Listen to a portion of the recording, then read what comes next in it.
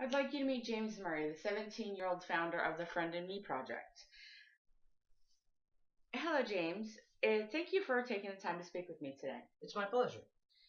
Congratulations on the success of the Friend and Me project. Thank you. It makes me feel really proud about all the work we have accomplished. What inspired you to start this project? Well, it all began in my middle school years, when I was being bullied practically every day. I remembered feeling very isolated, like I couldn't talk to anyone. But it was just hard.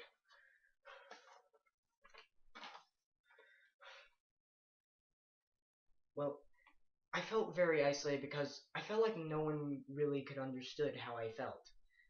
Teachers were powerless to do anything, and friends, they were scared that if they tried anything, they would become targets as well.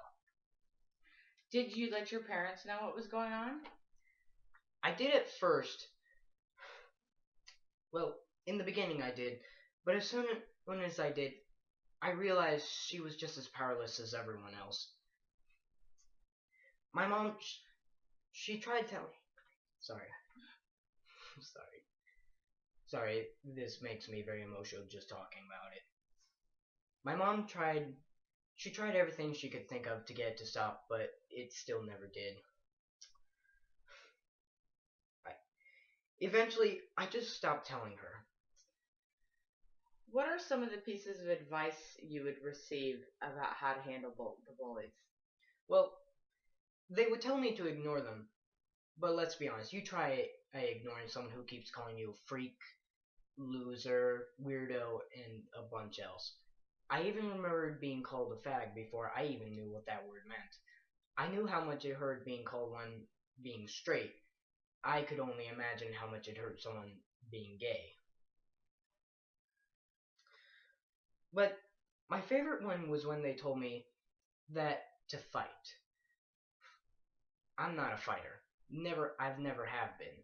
But that would be the only answer they could come up with. Truthfully, I don't believe in violence, and I still don't to this day.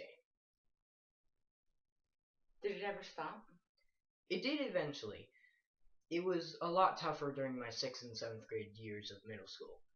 But by the middle of my 8th grade year, it all but stopped. Truthfully, I don't know why it stopped. I don't know if they eventually got bored, or if their behavior suddenly changed to realize bullying was wrong. I really don't know, but I'm glad it did stop. Did you have any problems in high school? I did with one person. I've been having so much trouble with him, and as soon as my teacher found out, he talked to the other student. Apparently, he had been having trouble with other kids and had been giving many chances to change his behavior, but he didn't. Eventually, he got moved from the class. I did see him occasionally through the hallways of high school, but eventually I just stopped seeing him. Do you think there is a solution to bullying? I'm gonna be honest, no, I don't believe that there is a solution to bullying. But I do believe that there is a way to help others who are being bullied, or helping people who are bullying themselves. That's why I started the Friend in Me project, so that people would know that no matter what you were, no matter what sex, uh, sexuality, or anything, they had someone to talk to. Whether it was about being bullied, or just talking about in their days, or even the latest video games. But I wanted them to know that no matter what, that they had someone to talk to.